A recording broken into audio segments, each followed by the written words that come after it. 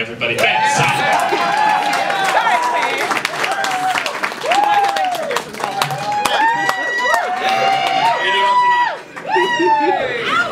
I expected more applause.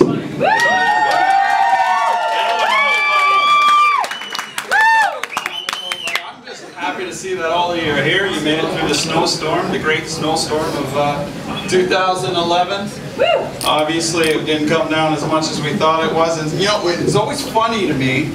It's always funny to me that we always act a little surprised after it snows, don't we? After these weathermen get it wrong, we're always a little shocked that maybe they didn't get it right.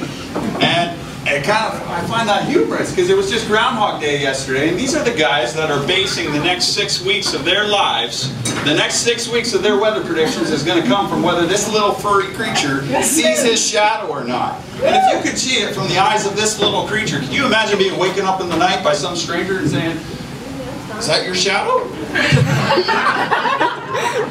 Can you imagine somebody coming into your house and asking if they can see your shadow in the middle of the night, waking you up for that? I'm sorry, this is my first time, and I missed the stand. I actually thought it was the host coming back up on stage.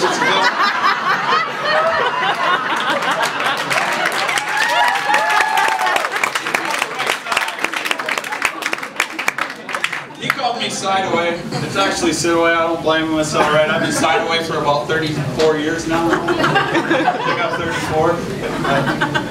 Anyways, so everybody's doing good. This is my first time on stage, as I said that already about 30 times up.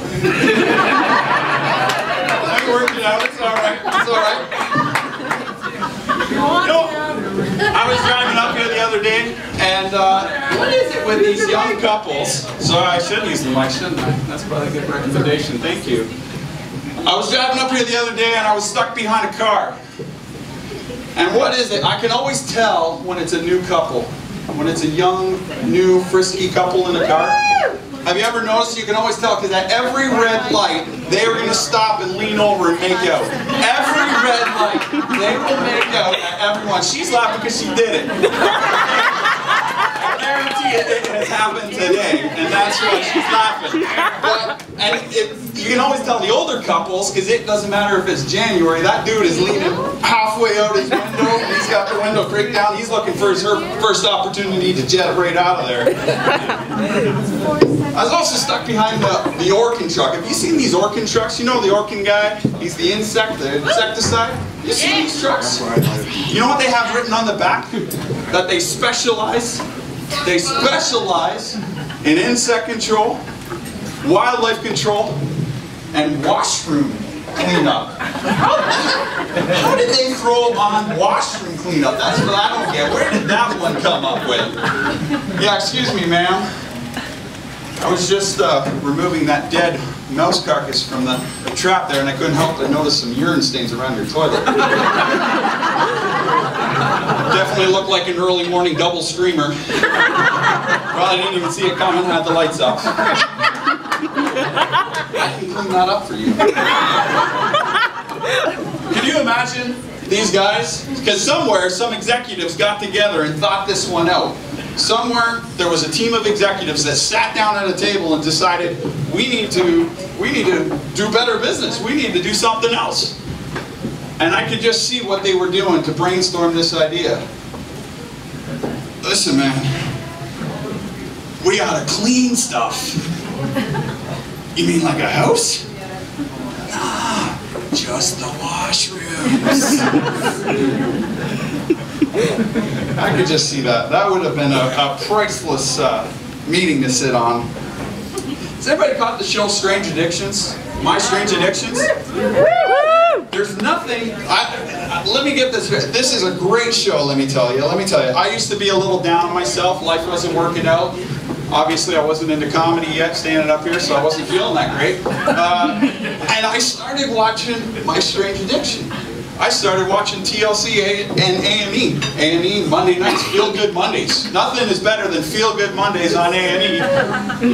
With intervention and hoarders and heavy. Like, how can you not feel a little better about yourself after watching these shows? Right? You watch a show of this and you're feeling great. You catch the one where the woman was eating the comic cleaner, the bathroom cleaner? Oh my goodness. I think that was, I could just imagine her sitting there scrubbing the tiles and they're going, wow, this really reminds me of Fun Dip. I think I'm going to try some. I got to admit, like, I thought about it. I looked at the stuff, and I mean, it's in a pretty green container, but it was kind of like the skull and crossbones kind of threw me off. As soon as I saw the skull and crossbones, that was kind of my moment of, that's it. What about the guy who was dating the mannequin? Did you catch that one? Well, let me tell you, that was something to watch. So he's in there. He's got a woman coming over, a real woman. The woman comes over, says they're going to go shopping, and as they're heading out the door, he gives his mannequin woman a kiss goodbye. Says, I'll see you in a couple hours. And he walks out with this other girl. Now, I'm a married man, and I know I don't wear my ring. I lost it in a tragic water skiing accident. It's a long story. And my wife is here tonight, but you know, I was watching this, and as he left with this other woman, I thought to myself, wow, she didn't even say nothing about him going up with this other girl. That might be something to think about. He kept calling these women, he kept calling real women organics. Organics and synthetics. Synthetics was the fake ones, and organics were the real ones. My wife leans over to me in the bed and she says, why does he keep calling the real women organic? There's just something wrong with that. I'm like, yeah.